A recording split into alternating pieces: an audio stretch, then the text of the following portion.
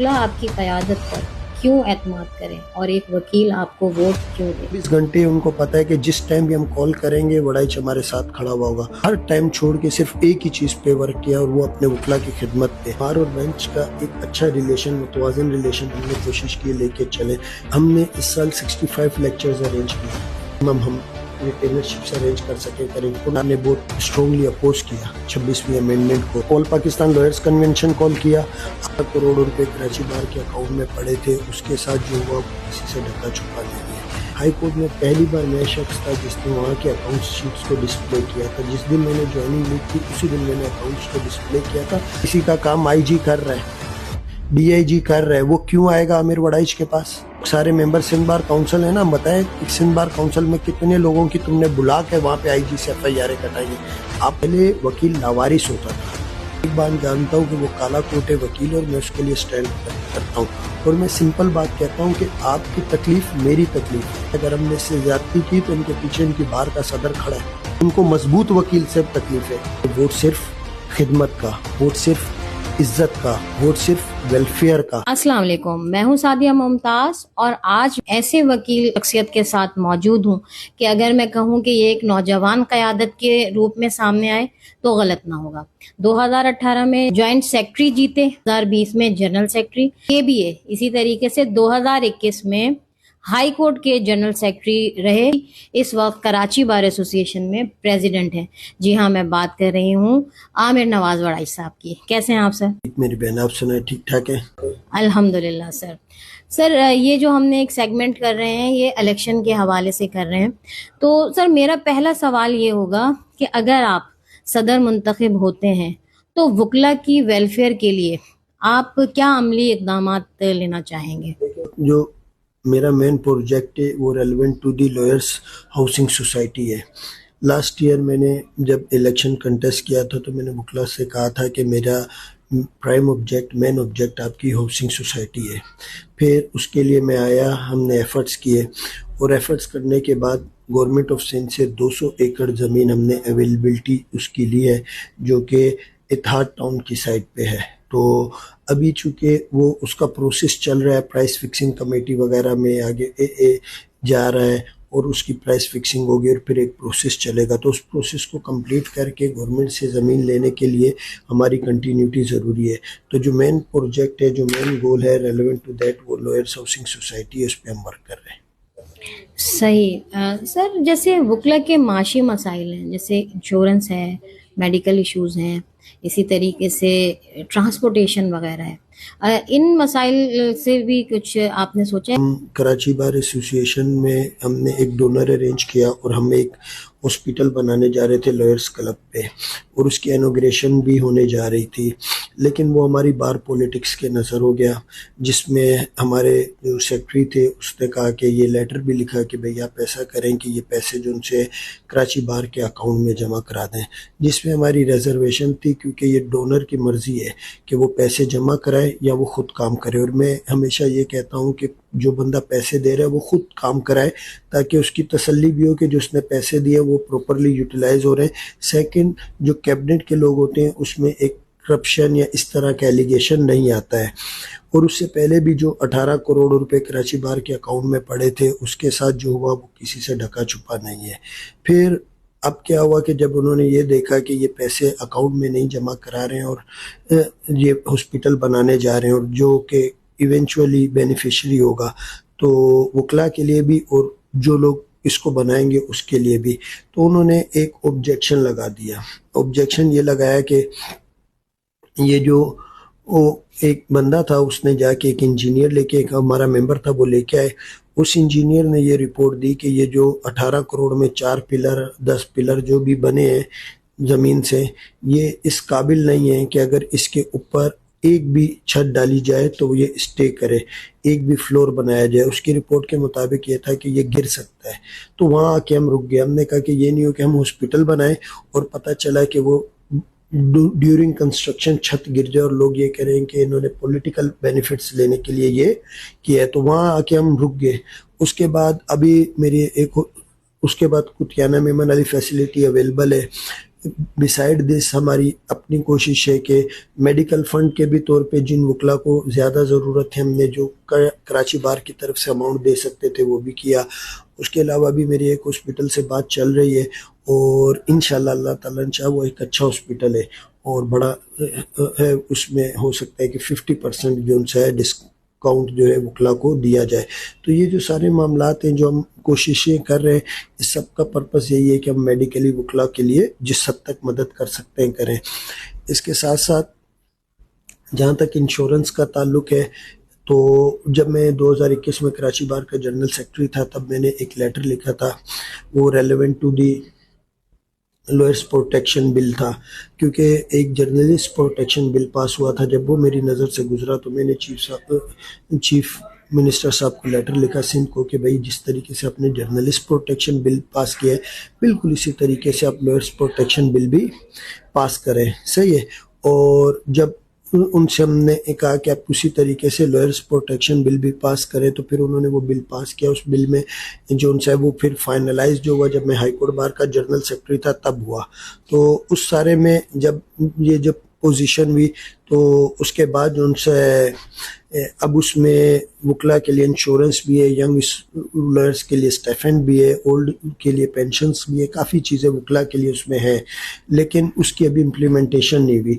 उसकी इम्प्लीमेंटेशन के लिए हमने एक सीपी फाइल की हुई और मैं उम्मीद कर रहा हूँ कि इंशाल्लाह बहुत जल्द उस पर भी हम अमल दरामद करा जाएंगे। और जैसे हम इस पर अमल दरामद कराएंगे तो इंशाल्लाह ताला अच्छा हो जाएगा।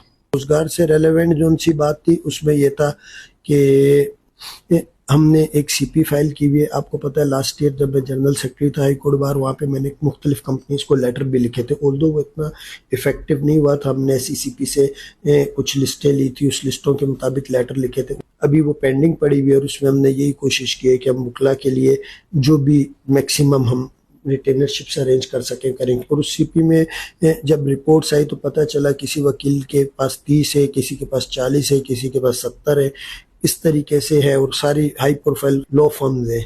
तो हमने ये कहा कि भाई इनको चाहिए कि एक तो उन लोगों को ज़रूरत नहीं है रिटेनरशिप्स की क्योंकि वो सब वेल ऑफ है। सेकंड थिंग, इन केस वो रखना भी चाह रहे हैं तो वो अपनी पसंद की 3 रख लें, बाकी वो रिलीज करें ताकि वो वकला जो नीडी है उनकी ज़रूरत पूरी हो सके। आई थिंक 3 से ज्यादा एक वकील के पास होने भी नहीं। जी सर, ये जो है बार और बेंच के जो ताल्लुकात हैं, इसमें कुछ शिकायत दोनों तरफ से हैं, इसको बेहतर बनाने के लिए कुछ आपने सोचा है? पूरी कोशिश की है, ये पूरा साल है अल्हम्दुलिल्लाह हमारा कोई ऐसा सच बेंच से क्लैश नहीं आया और हमारी कोशिश रही है। और बेंच ने भी हमारे साथ बहुत कोऑपरेशन किया है। हमारा जहाँ कोई इशू होता था हम बेंच से डिस्कस करते थे, बेंच की जो शिकायत होती थी वो हमसे। तो बार और बेंच का एक अच्छा रिलेशन, मुतवाज़िन रिलेशन हमने कोशिश की लेके चले। उम्मीद है कि ये जो एक अच्छा रिलेशन हमने बिल्टअप किया इसको हम कंटिन्यू करेंगे। सर, जैसे जो फ्रेश वकला जो आते हैं तो इनके लिए जैसे ट्रेनिंग प्रोग्राम्स वगैरह होते हैं, तो इसके लिए सर आपने कुछ सोचा है? हमने इस साल 65 लेक्चर्स अरेंज किए और उन सब का पर्पस यही था कि वो जो बच्चे हैं जितने भी हैं उनकी जो स्किल्स है उनको पॉलिश किया जाए, इन्हांस किया जाए। इसी तरह सर ख़वातीन वकला उनको बार में बेहतर मौके फराहम करने के लिए कुछ सोचा है? बिल्कुल, आप बजाय हम अपनी बहनों के लिए जो कोशिश कर सकते हैं, जो अच्छे से अच्छी कोशिश कर सकते हैं कर रहे हैं। उसमें हम ये भी कोशिश कर रहे हैं कि भाई जो पॉपर की लिस्ट या कोई बहन हमारे पास आती है तो हम उसके जो है लेटर फॉरवर्ड करते हैं कंसर्न डीजेस को कि भाई इनको पापर अगर आप एडजस्ट कर सकते हैं तो करें। तो उसके अलावा भी जो मेरे पार्ट पे होता है, मेरी तो बहनें सारी, मेरी कोशिश होती है मैं जो भी उनके लिए कर सकता हूँ करूँ। सर, जैसे बार में जदीद टेक्नोलॉजी है, जैसे डिजिटल सिस्टम्स को मुतारिफ कराना जिससे वकला को काम में अपने आसानी फील हो, तो ऐसा कुछ आपने सोचा है कि? जी, हमने डिजिटल सिस्टम को इंट्रोड्यूस भी कराया, आर्टिफिशियल इंटेलिजेंस को अपनी लाइब्रेरी में माई क्लर्क नाम की है कुछ इस तरीके से एक ऐप भी हमने उसको लेटेस्ट जितना भी कर सकते हैं कर रहे हैं। तो हमारा कोशिश यही है कि बाहर जो है एक जो हमारे वकला है वो एडवांस जो चैलेंजेस है उनसे मीट करें। सर, जैसे बार के माली मामलात में शफाफियत और अगर कोई बदउनवानी का कोई चीज़ सामने आती है तो उससे निपटने के लिए आपने कुछ सोचा है? देखें, जब ये 18 करोड़ की करप्शन का इशू हुआ था तो उस टाइम मैंने कहा था कि FIR दर्ज हो, लेकिन जो उस टाइम पे सदर थे वो इंटरेस्टेड नहीं थे सही है। फिर उसके बाद अभी आपके सामने 12 करोड़ की एक नया जो इशू आया जो हेल्थ इंश्योरेंस से रेलेवेंट है, सही है। अब यहाँ पे इशू ये आता है कि जब हम कहते हैं कि एफआईआर हो या कोई कानूनी कार्रवाई हो, तो फिर जो लोग होते हैं वो कहीं ना कहीं से हमारे साथ जो उस टाइम के प्रेसिडेंट थे उन्होंने कहा कि नहीं एफआईआर नहीं होने देंगे क्योंकि फिर बार बदनाम होगी या बार के जो लोग हैं ये ट्रेंड बन जाएगा कि एक अहदेदार दूसरे के खिलाफ दूसरा, तो मेरे ख्याल से वो कहीं ना कहीं मसलियत का शिकार हो गए थे। तो सर जैसे बार के फंड्स हैं तो उन फंड्स को इस्तेमाल करने का तरीका कोई ऐसा मैकेनिज्म दें या कोई ऑडिट ऐसा रखें 2 महीने पे 3 महीने पे, ताकि सर चीजें क्लैरिटी के साथ सामने आए। सबसे पहले तो जो भी अहदेदार बनता है उसको एक बात समझनी चाहिए कि ये जो सीट है ये ऑनररी सीट है, इससे बढ़ के कुछ नहीं है। और ये जो पैसा है ये वेलफेयर का पैसा है, खिदमत, लोगों की खिदमत का पैसा है।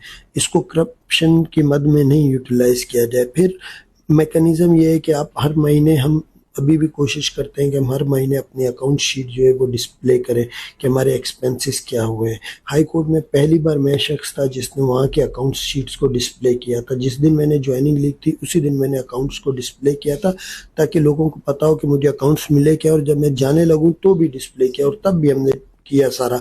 तो रीज़न बैंड सिर्फ एक था। अभी जैसे कि हमने काफ़ी काम कराए लेकिन हमने बाहर के फंड से पैसे नहीं यूज़ किए। मेरा ख्याल है ऑडिटोरियम में 6-7 लाख रुपए यूज़ किए होंगे, बाकी हमने डोनेशन के तौर पे जो पूरा रेनोवेट किया है, न्यू बार जो पूरा हमने बनाया है पूरा वो किया है, उसमें हमने मेरा ख्याल है 10-12 लाख रुपए शायद यूज़ किए हों। बाकी सारा हमने 70-80 लाख रुपए जो है वो 70 लाख रुपए तक शायद डोनेशन से हमने अरेंज किए थे, सही है। इसी तरीके से हम कोशिश करते हैं। तो इस साल हमने जो बार का फंड है, जैसे एडी बार रूम की रेनोवेशन हुई, चेस रूम की रेनोवेशन हुई, आरओ प्लांट बना, कराची बार का दफ्तर बना, इस सब में हमने बार का फंड यूज नहीं किया। ठीक सर। सर जैसे वुकला को बैनुल अक़वामी सतह पर जो है वुकला को रिप्रेजेंट कराने के लिए मुख्तलिफ जो कॉन्फ्रेंस होती हैं उसमें भेजा जाए, इस पे आपने कुछ नजरसानी करेंगे? सही कह रहे हैं कि हमें इंटरनेशनल लेवल पे भी चीज़ों को, ताल्लुकात को बेहतर बनाने के उसमें में किसी न किसी, जिस तरह जो कॉन्फ्रेंसेस होती हैं वहाँ हमारे वकला को रेफर करना चाहिए या उसमें उसका होना चाहिए। एक सवाल, अगर आप ना बुरा माने, एक आप पे इल्ज़ाम ये आता है कि आपने थाना कल्चर को फ़रोग दिया है और जो है FIRs हो रही हैं, तो इस पे सर आप क्या कहेंगे? एक बात समझें कि जब भी कोई वकील कॉल करता है किसी तकलीफ में होता है, मेरी पहली कोशिश यही होती है कि उससे कहें कि भाई दरगुजर करो। अगर वो दरगुजर नहीं करता है और वो कहता है कि नहीं मैंने अपनी तकलीफ़ का मदावा करना है और मैंने अपना जो क्राइम जो मेरे साथ हुआ उसको रजिस्टर्ड कराना है, तो उसके लिए फिर कंसर्न ऑफिशियल्स को जो उनसे कांटेक्ट करते हैं। In case officials properly response नहीं करते, क्योंकि जो भी वकला होते हैं उनके सामने भी जो लोग होते हैं वो भी सोर्सफुल होते हैं, वो भी कोशिश करते हैं कि किसी तरीके से वकील की जो क्राइम है जो वो रजिस्ट्रेशन ना हो उसकी, तो वो फिर उसके लिए फिर हमें उनके साथ भी जाके खड़ा होना पड़ा है, तो हम खड़े होते हैं। कुछ लोगों का ये कहना है कि भाई कराची बार के सदर का ये कैलिबर नहीं है कि वो जाए और थाने में देखे। अगर मेरे सगे भाई या बहन के साथ कोई इशू हो जाएगा, क्या मैं उसके लिए थाने में नहीं जाऊंगा? तो वो वकील भी मेरा भाई और बहन है, अगर उसके साथ कोई इशू होगा तो मैं थाने में जाऊंगा, सही। अच्छा, ये कहते हैं कि जी हम होते तो SP, DIG, IG, पता नहीं चीफ ऑफ आर्मी स्टाफ। मैं ये कहता हूं कि अगर इतनी ही बात होती तो ये वकील पागल हैं क्या मुझे कॉल करते हैं? आप सबकी मौजूदगी में अगर किसी का काम IG कर रहा है, DIG कर रहा है, वो क्यों आएगा आमिर वड़ाइच के पास? वो जाएगा IG DIG से कराएगा ना, सही है। जब नहीं हो रहा है तो वो मेरे पास आ रहा है ना। अगर आपकी इतनी ज्यादा सोर्स हो तो फिर आप लोग सारे मेंबर सिंध बार काउंसिल है ना, बताएं कि सिंध बार काउंसिल में कितने लोगों की तुमने बुला के वहां पे IG से FIR कटाई है। आपको भी थाने में ये एक प्रोसीजर है, थाने में जाना है, वहां FIR कटनी है और वो कटेगी, सही है। हाँ, पहले वकील लावारिस होता था, उसके लिए कोई स्टैंड ही नहीं लेता था। अब हम स्टैंड लेते हैं, जिसकी वजह से वकला में भी यूनिटी आई है, वो भी अपने लोगों के लिए आवाज उठाते हैं कि भाई ये तकलीफ हुई है तो हम इसके लिए हम अपने दोस्त की जो भी FIR है वो रजिस्टर्ड कराएंगे। अब इनको क्या तकलीफ है, ये जो पहले इन्होंने वकला को जिनको तकलीफें होती थी उससे वो खेलते थे, अपनी पीआर बनाते थे, फिर उनको परेशान करके अपने वोटर हमने ये सब नहीं किया। और मेरे पास बालाए ताक है, चाहे कोई भी है, वो मेरा वोटर है, नॉन वोटर है, मैं सिर्फ एक बात जानता हूँ कि वो काला कोट है, वकील है, और मैं उसके लिए स्टैंड करता हूँ। और मैं सिंपल बात कहता हूँ कि आपकी तकलीफ मेरी तकलीफ है और आपकी खुशी मेरी खुशी है। तो ये सिर्फ एक पर्पसली ड्रामा किया गया है, और ख़ास तौर पे ये ड्रामा हमारे ओपोनेंट कैंडिडेट की जानिब से किया गया है। आप देखेंगे जो लोग ज़्यादा एफआईआर के लिए पोस्ट लगा रहे हैं, अगर आप उनकी डीपी में जाएंगे और डिटेल्स में चेक करेंगे तो वो सब हमारे ओपोनेंट कैंडिडेट की कंपेन भी कर रहे होंगे। तो ऐसा नहीं है। आप भी सीनियर एडवोकेट हैं, मेरे ख्याल से आपकी भी 15, 16, 17 साल प्रैक्टिस है। आप मुझे एक मिसाल बता दें कि भाई फलां वक्त में मैं बार का कोई 74वां या 75वां सदर हूँगा, कि आज से पहले जो 74 सदर या 75 सदर गुजर गए हैं, उनमें से फलां बंदे के वक्त में थाने में पुलिस एसएचओ बार में आता था किसी भी थाने का, और बार में आके एफआईआर। आप मुझे एक मिसाल दे दे। ऐसा नहीं है, ये सिर्फ एक प्रोपोगंडा है। सही है, अगर ऐसा होता, हमारे सामने मिसालें होती ना, आज आप जाएंगे, आप देखेंगे तो वकला की इज्जत है। पहले तो ये थाने में जाते थे वकील, वो एसएचओ ही भगा देता था, वो पुलिस वाला जो गेट पे खड़ा तो बोलते थे 2 टके के वकील है। आज ये जाते हैं तो उनको पता होता है कि ये वकील आया है, अगर हमने इससे ज्यादती की तो इनके पीछे इनकी बार का सदर खड़ा है जो इसके लिए स्टैंड लेगा। मैं आपको रिसेंटली एक मिसाल देता हूँ। एक वकील साहब इस साल मुझे वोट नहीं करने जा रहे थे। उन्होंने कहा कि वड़ाइच इस साल मुझे आप मार्जिन दो, पिछले साल मैंने आपको वोट दिया था। मैंने कहा बड़े, जो आपको बेहतर लगे आप करो।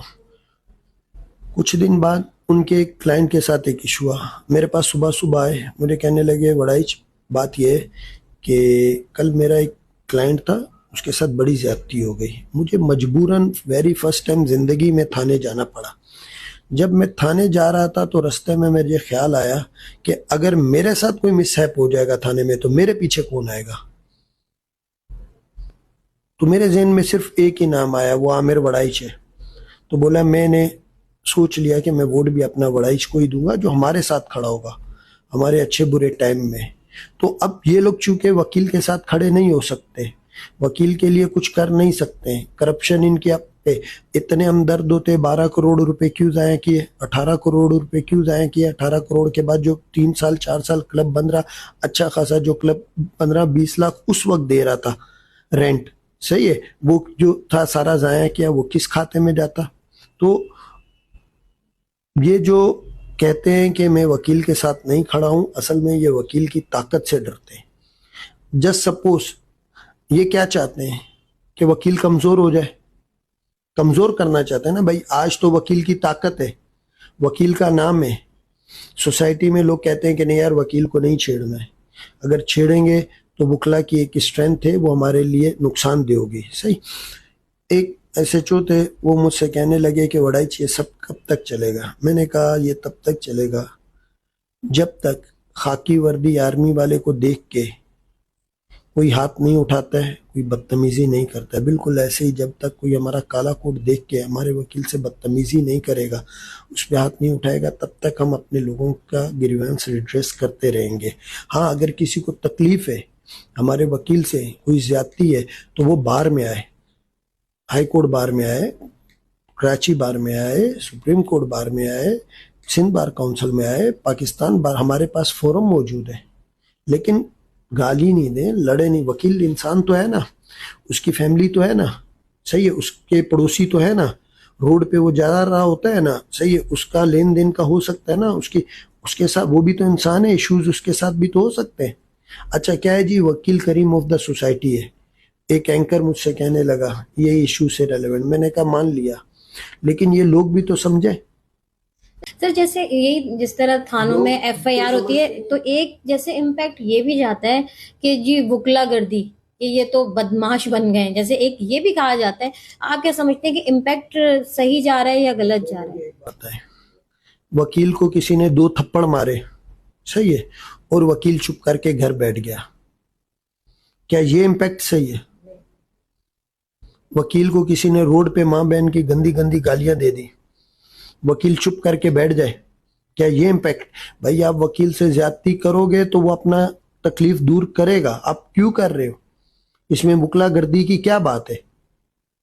मतलब ये क्या चाहते हैं? वकील के आप पैसे खा जाओ, वकील आपसे बात नहीं करे, वकील की आप फीस खा जाओ, वकील आपसे बात नहीं करे, वकील को आप लाते मारो, वकील आपके खिलाफ कार्रवाई, आप जो चाहे दिल में आए करो, वकील कुछ नहीं बोले। क्यों भाई? वो अपना स्टैंड लेगा, और अगर वो अपनी जात के लिए नहीं लड़ सकता है, अगर एक वकील को किसी ने 2 थप्पड़ मारे हैं और वो अपने लिए इंसाफ नहीं ले सकता है, तो वह कल को किसी दूसरे के लिए, अपने क्लाइंट के लिए कैसे लेगा? तो ये सब ड्रामा है, कोई वकलागर्दी नहीं है। सिर्फ हाँ, वकील अपने लिए खड़ा हुआ है, ये लोगों को तकलीफ है कि आज वकील मजबूत की ओर है। उनको मजबूत वकील से तकलीफ है, कमजोर वकील से तो थी ही नहीं। जब कल तक वकील स्टैंड नहीं लेता था, क्या तकलीफ थी? कोई नहीं। अब हमारा जो ओपोनेंट है, उसके पास कहने को कुछ नहीं है, क्या कहेगा? कुछ नहीं कह सकता है। हमने कोई ना लोगों की तरह 18 करोड़ खाए या ना 12 करोड़ खाए। सही सर, मेरा एक सवाल ये है कि जो 26वीं तरमीम के बाद अदलिया की आज़ादी पे कुछ फर्क पड़ेगा या नहीं, आप क्या समझते हैं? लेकिन इसमें तो हमारा बड़ा, मेरा जाती तौर पे आप सब जानती हैं कि मैंने बहुत काम किया है, और मैंने बहुत स्ट्रांगली अपोज किया 26वीं अमेंडमेंट को, और उसके लिए मुझे काफ़ी चीज़ें भी फेस करनी पड़ी, बट मैंने फेस की। 26वीं अमेंडमेंट कम्प्लीटली अदलिया की आज़ादी पे एक कदगन है, और अदलिया की जो आज़ादी है बिल्कुल ख़त्म हो चुकी हुई है। आपने सियासतदानों और इस्टेब्लिशमेंट के हाथ में दे दिया है सब कुछ। आपका कोई जज मेरिट पे कैसा फैसला करेगा जब उसको एक बात पता है कि मुझे लगाने वाला मेरा आका ये है? दूसरी बात, जब उसको पता होगा इसी आका ने आगे चल के मुझे चीफ जस्टिस बनाना है, इसकी मर्जी के बगैर मैं चीफ जस्टिस, तो आप बताएं इंसाफ कहाँ खड़ा हुआ होगा? अभी आप देखें हालत इनकी ये है, हाई कोर्ट में कॉन्स्टिट्यूशनल बेंच के हेड 90वें नंबर का जस्टिस बनाया है। 90वें नंबर का, मतलब पहला दूसरा तीसरा 8 लोग, मतलब 8 लोग आपके कॉन्फिडेंस के नहीं थे ना। आप 90वें नंबर तक यूं आए भाई, चलो आप मेरिट पे चलते हो, आप भाई टॉप सीनियरिटी बेसिस पे आ जाते हैं, जो टॉप सीनियर है वो चीफ जस्टिस बनेगा। इस पे भी आप अगर सीनियरिटी बेसिस को फॉलो कर लेते, इनको इस हद तक भी यकीन नहीं है कि हमारे लगाए हुए जज भी कल को शायद हमारी फेवर में नहीं हो। तो सर, ये हमारी बार ने इसके खिलाफ, आप क्या समझते हैं कि सही इनके खिलाफ अपोज किया है? बिल्कुल, हमने all Pakistan lawyers convention call किया। आपको पता है उसी की वजह से, अदरवाइज ये कोर्ट्स बनाने जा रहे थे, कॉन्स्टिट्यूशनल कोर्ट्स। वो जो हमने ऑल पाकिस्तान लॉयर्स कन्वेंशन बनाया, उसकी वजह से कोर्ट से हट के ये बेंचेस तक आए। फिर हमने एक रैली निकाली। उसके अलावा टाइम टू टाइम हम इसको क्रिटिसाइज कर रहे हैं, हम इसमें अपने ऑब्जेक्शंस दे रहे हैं, जो हम अपना रोल, एक चीज को कोशिश कर रहे हैं कि जिस हद तक रुक सकता है रुके। लेकिन ये सरासर अदलिया के साथ ज्यादती है, जजिस के साथ ज्यादती है, इंसाफ के साथ ज्यादती है। आप इंसाफ को बेचने जा रहे हो, आप इंसाफ को खरीदने जा रहे हो, ये सारी चीजें हैं ना। सही सर, मेरा आखिरी सवाल ये है सर कि वकला आपकी क़यादत पर क्यों एतमाद करें और एक वकील आपको वोट क्यों दे? सर, एक मैसेज आपकी तरफ से। शुक्र अल्हम्दुलिल्लाह, वकला मुझ पे एतमाद कर रहे हैं और आगे भी करेंगे, और उसकी सिर्फ एक रीज़न है कि वो सब जानते हैं कि हमारे साथ जो बंदा खड़ा है वो आमिर वड़ाइची है। देखिए, हमारे सामने जो कैंडिडेट है वो पिछले 4 साल से मेंबर सिंध बार काउंसिल है। आपने उसको वकला के किस इशू पे खड़े हुए देखा है? सब छोड़ दें, ये जो 12 करोड़ की करप्शन हुई है, ये भी मेंबर सिंध बार काउंसिल है ना। हर मेंबर, आप किसी एक पे बर्डन नहीं डाल सकते, हर मेंबर फिर इक्वली रिस्पॉन्सिबल होगा ना। तो ये भी उनमें से एक है 12 करोड़ की करप्शन में। 18 करोड़ यहाँ गया, 12 करोड़ वहां गया, 30 करोड़। अभी भी वो लोग वोट देना चाहते हैं, दे, मर्जी है लोगों की, हमारा कुछ नहीं है। बट स्टिल लोगों को पता है कि हम जब भी होंगे, हम ऑनेस्टली काम करेंगे, हम फेयरली काम करेंगे, और इंशाल्लाह जो भी काम है, जो भी वकला हैं उनके हक के लिए करेंगे, और इंशाल्लाह ऑनेस्टी से करेंगे। और उनके लिए जहाँ जिस वक्त उनको पता है कि बड़ा जहाँ हम बोलेंगे, जहाँ जिस मुश्किल में भी बोलेंगे, और राउंड ओ क्लॉक, ऐसे नहीं है कि 1 बजे 2 बजे थे, वो 24 घंटे उनको पता है कि जिस टाइम भी हम कॉल करेंगे वड़ाइच हमारे साथ खड़ा हुआ होगा। उनको पता है। फिर मैंने अपने बच्चों का, अपनी फैमिली का, अपना ज़ाती हर टाइम छोड़ के सिर्फ एक ही चीज़ पे वर्क किया, और वो अपने वकला की खिदमत पे। और हम कहते हैं कि वोट सिर्फ खिदमत का, वोट सिर्फ इज्जत का, वोट सिर्फ वेलफेयर का, ऐसा नहीं। बहुत शुक्रिया सर, आपने इतने बिजी शेड्यूल में हमें वक्त दिया और जो जो बातें की हैं ये बिल्कुल साबित होता है कि आप वकील के साथ हमेशा खड़े रहें और ये बिल्कुल सबके सामने मौजूद है। सर बहुत शुक्रिया, आपने इतने बिजी शेड्यूल में हमें टाइम दिया। Thank you thank you sir. So much.